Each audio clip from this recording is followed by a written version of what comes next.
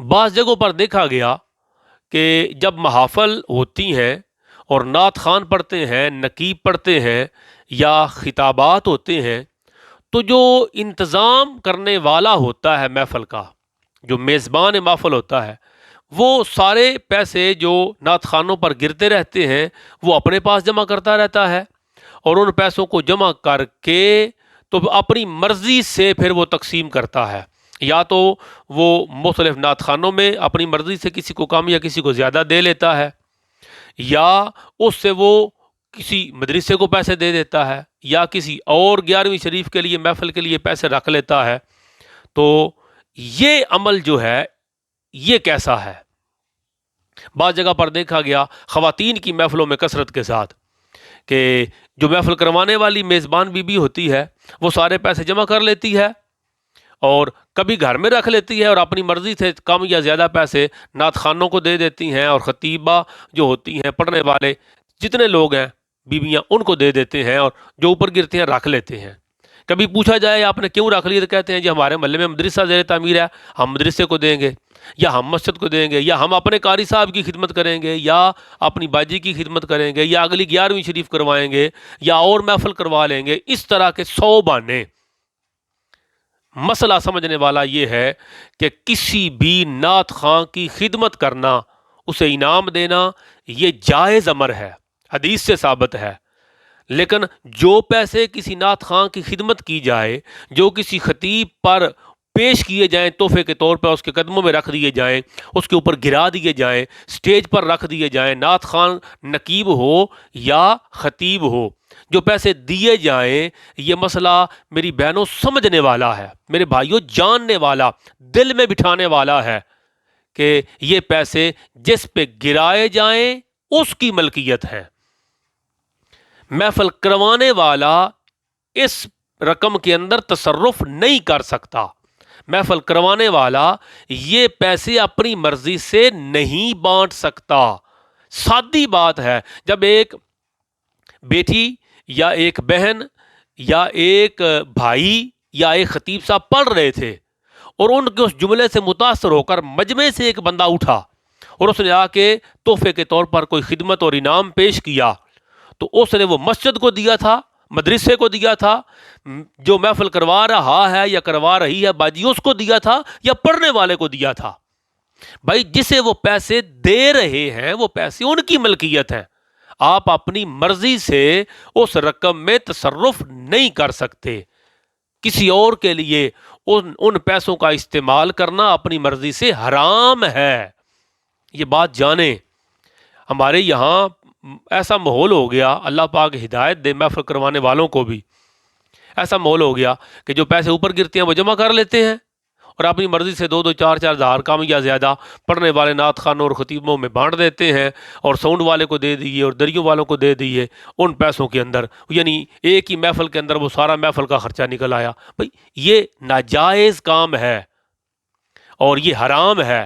اب میں آپ کو اس پر حدیث پاک سناؤں تاکہ میرے بھائی اور بہنیں جو محافل کا انعقاد کرتے ہیں، اہتمام کرتے ہیں، جو محفلیں کرواتے ہیں، وہ اس بات کو جانیں اور اللہ سے ڈریں کہ یہ پیسے جو آپ پڑھنے والوں پہ گراتے ہیں یہ آپ کے نہیں ہوتے، یہ آپ نے ایز اٹ از ایک ایک روپیہ بھی انہی کو دینا ہے جن پہ گرایا گیا۔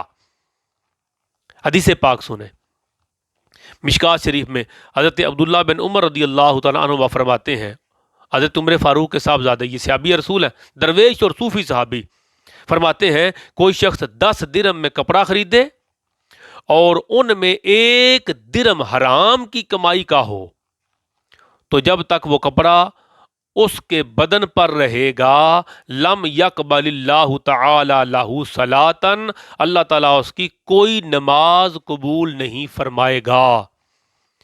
10 درہم کے اندر، 10 دینار کے اندر، اپنے ملک کے حساب سے $10 کے اندر، 10 روپے کے اندر کپڑا خریدا، 9 حلال کے روپے تھے، 1 روپیہ 1 درہم دینار حرام کا تھا، بس 9 حلال کے تھے۔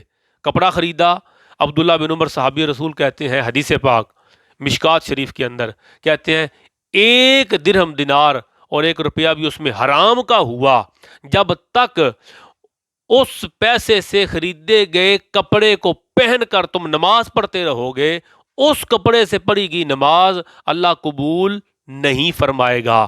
کیوں؟ اس کے اندر 10واں حصہ حرام کا تھا۔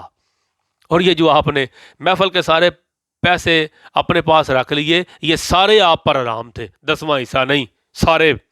دوسری حدیث پاک مشکات شریف، حضور صلی اللہ تعالیٰ علیہ وسلم نے فرمایا، یہ نہیں ہو سکتا کہ کوئی شخص حرام مال کمائے اور کھائے اور کما کے حرام مال اس سے خیرات کرے اور قبول ہو جائے۔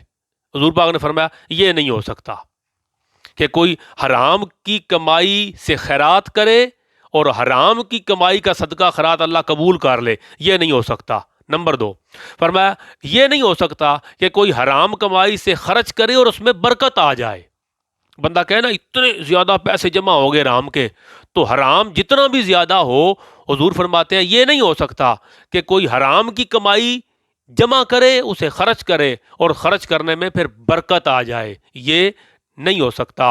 اور میں اس حرام مال کو اپنے گھر والوں کے لیے چھوڑ دے تو یہ اس کے لیے آگ کا توشہ ہوگا۔ کیا مطلب؟ حرام کی کمائی کا لباس پہن کر نماز قبول نہیں ہوگی، حرام مال سے صدقہ کریں گے، صدقہ قبول نہیں ہوگا، اور حرام کی کمائی خود حرام ہے، لہذا ہر چیز کو وہ حرام کرتی چلی جائے گی اور آخرت کے لیے اور جہنم کا عذاب بن جائے گی۔ امام غزالی رحمۃ اللہ تعالیٰ علیہ لکھتے ہیں، امام سفیان ثوری رحمۃ اللہ تعالیٰ علیہ فرماتے ہیں، جو شخص حرام مال سے صدقہ خیرات کرتا ہے، حرام مال سے صدقہ خیرات کرتا ہے، وہ گویا ناپاک کپڑوں کو پیشاب سے دھونے کی کوشش کرتا ہے۔ حرام کا مال، مطلب سوچتا ہے حرام مال ہے، چلو میں اس غریب کی خدمت کر دوں گا، اس کی، بھائی یہ نعت خانوں کے اور خطیبوں کے اور محفل کے پڑھنے والوں کے آپ نے سارے پیسے مار لیے اور مار کے اب اس سے صدقہ کریں گے، حضور پاک علیہ السلام فرماتے ہیں وہ صدقہ قبول نہیں ہوگا۔ خرچ کرو گے تو اس میں برکت نہیں ہوگا، اور اپنے گھر والوں کے لیے چھوڑو گے تو جہنم کی آگ چھوڑو گے۔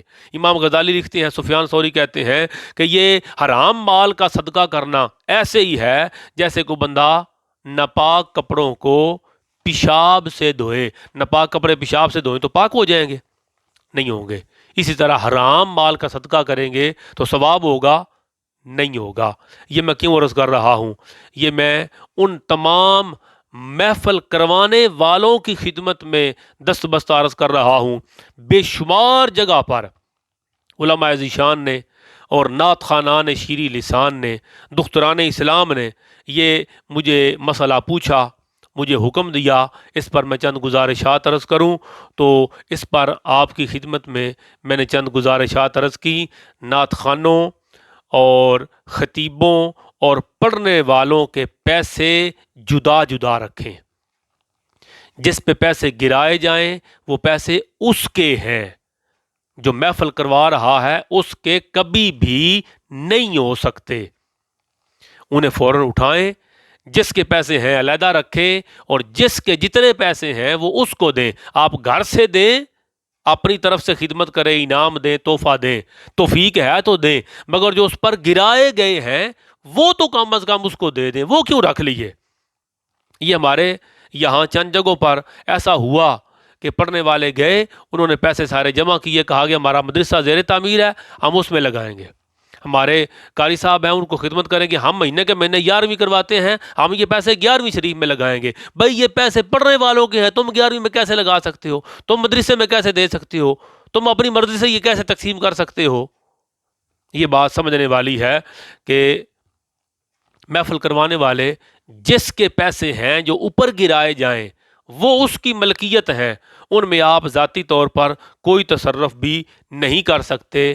اگر آپ اپنی مرضی سے اسے تقسیم کریں گے تو یہ حرام ہوگا۔ گویا محفل کروانا تو مستحب تھا، کرواتے تو ثواب، نہ کروائیں محفل تو کوئی گناہ نہیں۔ محفل کروانا تو مستحب عمل ہے، مگر محفل کروا کے اس میں حرام کے پیسے جمع کر لیے، پڑھنے والوں کے پیسے آپ نے خود رکھ لیے، تو مستحب کام شروع کیا تھا، نتیجہ حرام پہ نکلا۔ تو میرے ذمے اس بات کی وضاحت تھی، میں نے بڑے آرام سے، ادب سے محفل کروانے والوں کی خدمت میں عرض کر دیا کہ محفل کروائیں تو پڑھنے والوں کی تکریم اور عزت کرنا، یہ امی عائشہ صدیقہ کی سنت ہے۔ نعت خواں کی خدمت کرنا، اس کو تحفہ دینا، یہ حضور پاک کی سنت ہے۔ اور پڑھنے والوں کو اللہ فرشتوں کی مدد عطا فرماتا ہے، اور ان پر جو پیسے گرائے جائیں وہ ان کو دیے جائیں جس پر جتنے گرائے گئے، ان میں سے 1 روپیہ بھی نہ آپس میں کسی ایک دوسرے کو دیا جا سکتا ہے اور نہ محفل کروانے والا اسے گھر میں رکھ سکتا ہے۔ یہ بہت بڑی بے احتیاطی ہو رہی ہے ہمارے یہاں علاقے، تو میں نے کہا اس پر میں گفتگو ریکارڈ کر کے احباب کی خدمت میں پیش کر دوں، تاکہ کہیں پر بھی اگر ایسا ہو رہا ہے تو اس گناہ کے امر سے بچا جائے۔ اللہ رب العزت ہمیں جائز کام کرنے کی توفیق عطا فرمائے، آمین۔ وما علینا الا البلاغ المبین۔